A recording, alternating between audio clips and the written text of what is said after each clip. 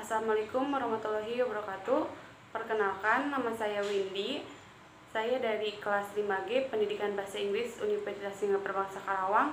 Di sini saya mewakili kelompok 3 dari mata kuliah Pendidikan Sosial dan Budaya. Untuk kali ini saya akan menjelaskan tentang hakikat pendidikan sosial dan budaya. Budaya atau kebudayaan berasal dari bahasa Sanskerta, yaitu budhaya, yang merupakan bentuk jamak dari budhi, budi atau akal. Diartikan sebagai hal-hal yang berkaitan dengan budi dan akal manusia. Dalam bahasa Inggris, kebudayaan itu disebut culture, yang berasal dari kata Latin colere, yang mengolah atau mengerjakan. Culture juga bisa diartikan sebagai mengolah tanah atau bertani. Kata culture juga kadang diterjemahkan sebagai kultur dalam bahasa Indonesia. Ada beberapa pengertian tentang kebudayaan menurut para ahli. Yang pertama itu menurut Andreas Effing. Jadi menurut Andreas Effing, kebudayaan itu mengandung keseluruhan pengertian, nilai, norma, ilmu pengetahuan, serta keseluruhan struktur-struktur sosial, religius, dan lain sebagainya.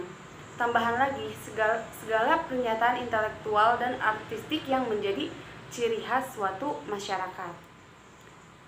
Menurut Edward B. Taylor, jadi kebudayaan itu merupakan keseluruhan yang kompleks, yang di dalamnya terkandung pengetahuan, ada kepercayaan, kesenian, moral, hukum, adat istiadat, dan kemampuan-kemampuan lain yang didapat seseorang sebagai anggota masyarakat.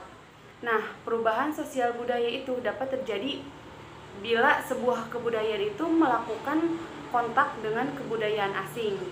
Perubahan sosial budaya adalah sebuah gejala perubahan struktur sosial dan pola budaya dalam suatu masyarakat. Menurut Edward Burnett Taylor, kebudayaan itu merupakan keseluruhan yang kompleks, yang di dalamnya itu terkandung pengetahuan, kepercayaan, kesenian, moral, hukum, adat istiadat, dan kemampuan-kemampuan lain yang didapat dari seseorang sebagai anggota masyarakat. Dan yang terakhir, menurut Solo Somarjan dan Sulaiman Sumardi, kebudayaan itu adalah sarana hasil karya, rasa, dan cipta masyarakat.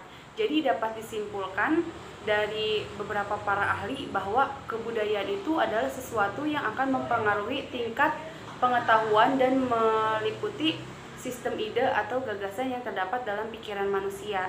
Sehingga dalam kehidupan sehari-hari, kebudayaan itu bersifat abstrak.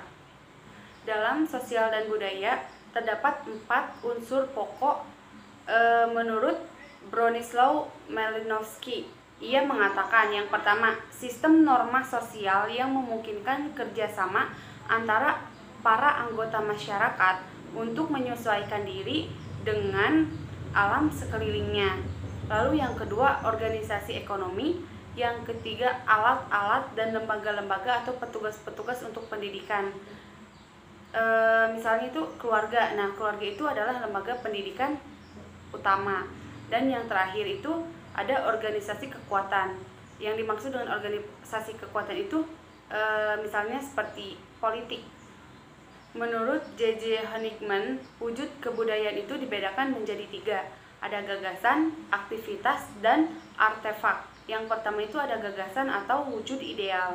Jadi wujud ideal kebudayaan itu adalah kebudayaan yang berbentuk kumpulan ide-ide, gagasan-gagasan, nilai-nilai, norma-norma, peraturan, dan sebagainya yang sifatnya itu abstrak sehingga tidak dapat diraba atau disentuh. Yang kedua ada aktivitas atau tindakan. Nah, aktivitas itu adalah wujud kebudayaan sebagai suatu tindakan berpola dari manusia dalam masyarakat itu. Nah, wujud ini tuh sering pula disebut dengan sistem sosial. Dan yang terakhir ada artefak atau karya. Artefak adalah wujud kebudayaan fisik yang berupa hasil. Sekian penjelasan dari saya tentang hakikat pendidikan sosial dan budaya. Mohon maaf bila ada kesalahan kata. Wabillahi taufiq wal hidayah. Wassalamualaikum warahmatullahi wabarakatuh.